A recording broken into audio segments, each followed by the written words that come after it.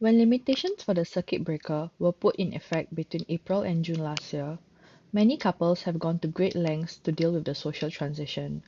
Today, I will be interviewing a postgraduate student to learn about the obstacles she and her partner have encountered during the circuit breaker. What were some of the challenges you faced in your relationship since the circuit breaker was introduced? Because of circuit breaker, we weren't allowed to leave our homes, so there was no way for me and my partner to physically meet up. And actually, because of that, it posed a great challenge to us.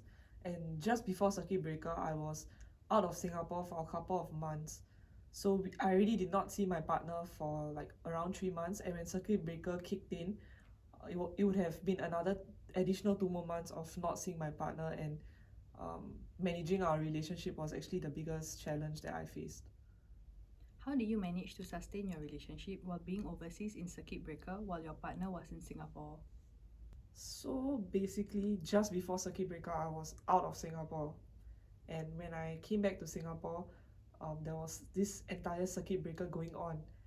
So just before that, I did not see my partner for a couple of months, and during that period of time, I already learned how to um, allocate my time properly and to set aside a certain amount of time in the day to talk to my partner.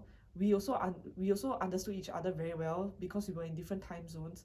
So Since you are no longer able to meet up in person, how do you manage to keep your dates exciting with your partner? my partner has a is into gaming, and he has his own Xbox console as well, and so do I.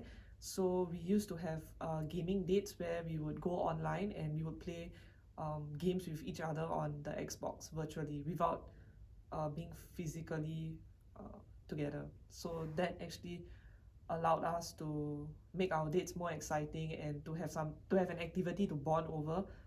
Do you think the circuit breaker had its advantages? For instance, did it give you opportunities to practice essential skills such as communication and patience and become a better couple?